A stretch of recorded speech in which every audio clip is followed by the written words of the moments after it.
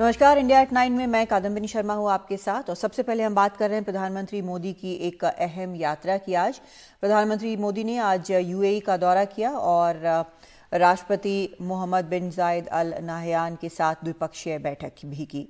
दोनों देशों की करेंसी में कारोबार पर समझौता भी हो गया। ये पीएम मोदी का 5वां यूएई दौरा रहा। अपने बयान में पीएम मोदी ने कहा कि दोनों देशों की मुद्राओं में व्यापार समझौता हमारा मजबूत आर्थिक सहयोग और विश्वास दर्शाता है। अबू धाबी में पीएम मोदी के स्वागत के लिए वहां के क्राउन प्रिंस शेख खालिद बिन मोहम्मद बिन जायद अल नाहयान एयरपोर्ट पहुंचे। पीएम ने COP28 के भावी अध्यक्ष सुल्तान अल जाबिर से भी मुलाकात की। पीएम मोदी फिर द्विपक्षीय बातचीत के लिए राष्ट्रपति के महल पहुंचे। अबू धाबी के शासक और राष्ट्रपति शेख मोहम्मद बिन जायद अल नाहयान ने उनका जोरदार स्वागत किया। कई अहम मुद्दों पर बात हुई। दोनों देशों की करेंसीज में ट्रेड सेटलमेंट के लिए आज किया जा रहा एग्रीमेंट हमारे मजबूत आर्थिक सहयोग और आपसी विश्वास को दर्शाता है। आरबीआई और सेंट्रल बैंक ऑफ यूएई के बीच आपसी व्यापार के लिए लोकल करेंसी के इस्तेमाल और पेमेंट और मैसेजिंग सिस्टम को जोड़ने के लिए एमओयू पर दस्तखत हुए हैं। इससे व्यापार में आसानी होगी। भारत यूएई का दूसरा सबसे बड़ा ट्रेडिंग पार्टनर है और द्विपक्षीय व्यापार $84 अरब तक है। यूएई भारत का दूसरा सबसे बड़ा निर्यात ठिकाना है और भारत में एफडीआई का चौथा सबसे बड़ा स्रोत। डिजिटल पेमेंट पर दोनों देश सहयोग कर रहे हैं। यूएई क्रूड ऑयल का तीसरा सबसे बड़ा स्रोत है तो एलएनजी एलपीजी का दूसरा। 35 लाख भारतीय यहां पर रहते हैं। जो समझौते हुए हैं उनका फायदा बड़ा है। What it essentially does is ये असल में ये करता है कि भारत और यूएई की अर्थव्यवस्था में समन्वय लाता है। ये ट्रांजैक्शन का वक्त कम करता है, ट्रांजैक्शन की कीमत कम करता है। असल में ये दोनों देशों के बीच व्यापार में ईज ऑफ डूइंग बिजनेस लाता है। economic convergence between the economies of India. PM ने यह भी कहा कि नवंबर में यूएई में होने वाले क्लाइमेट समिट COP28 में वो शामिल होंगे। पिछले साल कॉम्प्रिहेंसिव इकोनॉमिक पार्टनरशिप एग्रीमेंट पर दस्तखत हुए थे। अब आईआईटी दिल्ली का एक कैंपस अबू धाबी में बनाने पर सहमति भी बनी है। पीएम का ये 5वां यूएई दौरा है। 2019 में दोनों देशों के रिश्तों को एक नई ऊंचाई तक ले जाने के लिए उन्हें यूएई का उच्चतम सम्मान जायद मेडल भी दिया गया था। दिल्ली से कादम्बिनी शर्मा, एनडीटीवी इंडिया। और इस पर खास चर्चा के लिए हमारे साथ मेहमान जुड़ रहे हैं। हमारे साथ जुड़े हुए हैं प्रभु दयाल, पूर्व राजनयिक हैं, वेस्ट एशिया का खासा नॉलेज रखते हैं। प्रभु दयाल जी, बहुत स्वागत है आपका एनडीटीवी इंडिया में। ये सवाल अब उठ रहा है कि 5वीं बार पीएम यहाँ पर गए, तो आखिर इतनी अहमियत क्यों है? क्या इसे एक दरवाजा माना जा सकता है वेस्ट एशिया की तरफ जो ये खोल रहा है, या फिर उससे कहीं ज्यादा है? देखिए, मेरे विचार में प्रधानमंत्री जो बार बार यूएई गए हैं और यूएई के लीडर्स को इंडिया बुलाया है, इससे उनके जो संबंध हैं यूएई के उच्चतम नेताओं के साथ वो बहुत नजदीकी हो गए हैं और उससे जो हमारे बायलैटरल रिलेशंस पे बहुत अच्छा असर पड़ा है। मैं यूएई में पोस्टेड था, कॉन्सल जनरल दुबई में 94 से 98 तक। तब भी रिश्ते अच्छे थे, लेकिन जिन बुलंदियों पर आज ये रिश्ते पहुंचे हैं वो काबिले तारीफ, और वो इसीलिए मुमकिन हो पाया है कि प्रधानमंत्री मोदी जी ने पर्सनल इंटरेस्ट लिया है इस रिलेशनशिप को आगे बढ़ाने में। देखिए, मैं याद दिलाना चाहूंगा कि 1981 में श्रीमती इंदिरा गांधी ने यूएई का दौरा किया था जब वो प्रधानमंत्री थे। उसके बाद 34 वर्षों तक कोई भी भारत का प्रधानमंत्री यूएई के दौरे पे नहीं गया। फिर जब प्रधानमंत्री मोदी जी ने ये पद संभाला तो अगले वर्ष ही यानी 2015 में वो यूएई के ऑफिशियल दौरे पे गए।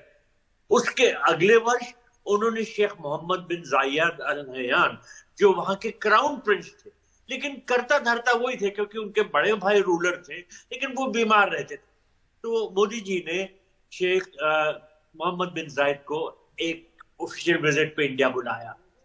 उसके अगले साल यानी जनवरी 2017 में उन्होंने फिर शेख मोहम्मद बिन जायद को इंडिया बुलाया as chief guest for Republic Day parade. जी, तो ये आना जाना बहुत रफ्तार से होता रहा। शेख जायद ने प्रधानमंत्री को बुलाया और उनको मेडल ऑफ ऑनर दिया, जो यूएई का सबसे बड़ा सम्मान है। और मैं ये भी याद दिलाना चाहूंगा कि 2019 में यूएई ने ओआईसी की समिट ऑर्गेनाइज की थी और पाकिस्तान और कुछ अन्य देशों के शोर शराबे के बावजूद उन्होंने भारत की उस समय की जो विदेश मंत्री थी श्रीमती सुषमा स्वराज, उनको एक स्पेशल गेस्ट की तरह बुलाया।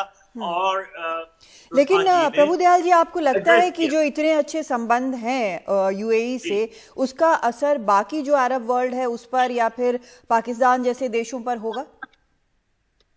देखिए, पाकिस्तान पे तो नहीं होगा। जैसे हमारे संबंध यूएई के साथ और बढ़ते जा रहे हैं, पाकिस्तान किसी न किसी तरह से कोशिश करता है कि वो कानाफूसी करे और संबंधों को खराब करे। हालांकि जो उसकी कोशिशें वो नाकाम हो रही, लेकिन अन्य अरब देशों के साथ जरूर असर पड़ेगा। क्यों? क्योंकि शेख मोहम्मद बिन जायद अल नहयान इस वक्त अरब देशों में बहुत ज्यादा सम्मान से देखे जाते हैं, बहुत अहम लीडर उनको माना जाता है।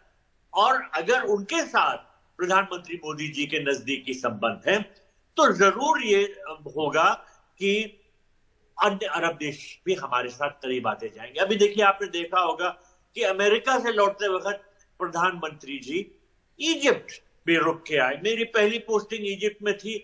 मैं इस बात पे जरा उदास रहता था कि इजिप्ट के साथ हमारे रिश्ते उतने अच्छे नहीं हो रहे, लेकिन अब प्रधानमंत्री ने फिर से ये कोशिश की है कि इजिप्ट, जो कि एक बहुत अहम देश है और उसकी स्ट्रेटेजिक लोकेशन है, वो रेड सी को मेडिटेरेनियन से कनेक्ट करता है जी। वो स्ट्रेटेजिकली लोकेटेड है कि वेस्ट एशिया, अफ्रीका और यूरोप से कनेक्टिविटी है।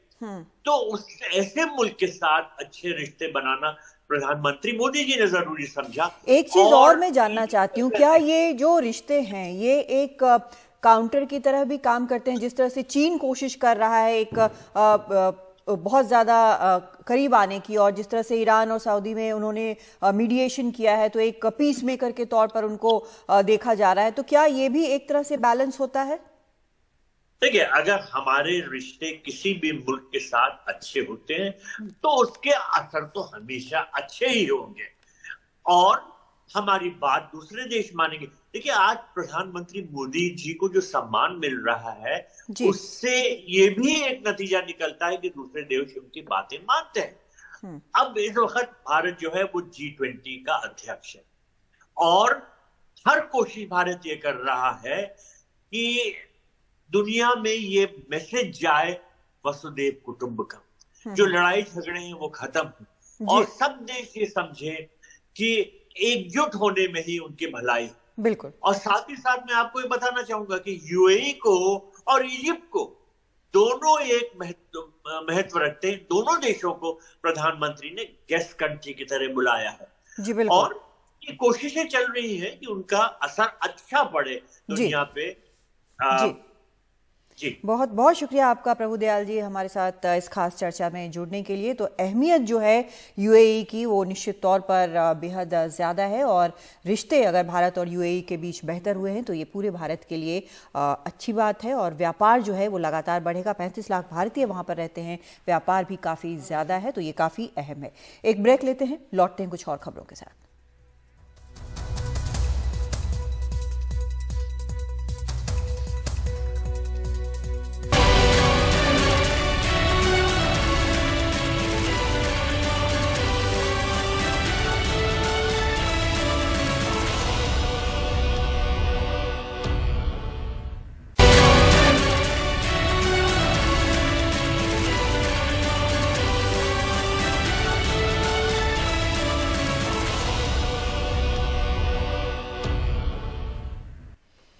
मोदी सरनेम केस में कांग्रेस नेता राहुल गांधी ने अब सुप्रीम कोर्ट का रुख किया है। उन्होंने सुप्रीम कोर्ट में गुजरात हाईकोर्ट के फैसले को चुनौती दी है। गुजरात हाईकोर्ट ने राहुल गांधी की 2 साल की सजा को बरकरार रखा था। राहुल गांधी को सूरत की कोर्ट ने इस मामले में 2 साल की सजा दी थी, जिसके चलते उनकी लोकसभा सदस्यता भी चली गई थी। वहीं इस मामले में शिकायतकर्ता पूर्णेश मोदी पहले ही सुप्रीम कोर्ट का रुख कर चुके हैं। मध्य प्रदेश में पटवारी परीक्षा को लेकर लगे आरोपों के मामले में कांग्रेस ने भोपाल में प्रदर्शन किया। वो सीबीआई जांच की मांग कर रहे हैं। कांग्रेस कार्यकर्ता मुख्यमंत्री निवास को घेरने जा रहे थे, लेकिन पुलिस ने बीच रास्ते में ही वाटर कैनन चलाकर और लाठीचार्ज कर उन्हें रोक दिया। सीएम शिवराज सिंह चौहान पहले ही पटवारी भर्ती पर रोक लगाने का ऐलान कर चुके हैं।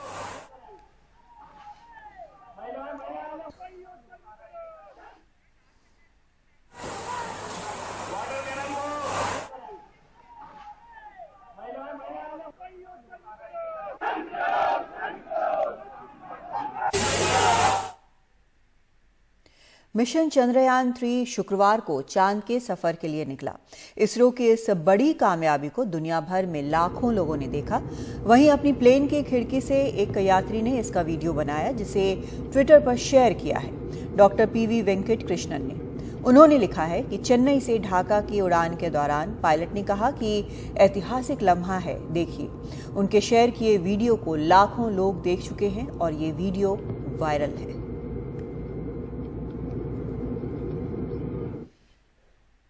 एक ब्रेक लेते हैं, आप बने रहे हमारे साथ। खबरों का सिलसिला एनडीटीवी इंडिया पर लगातार जारी है।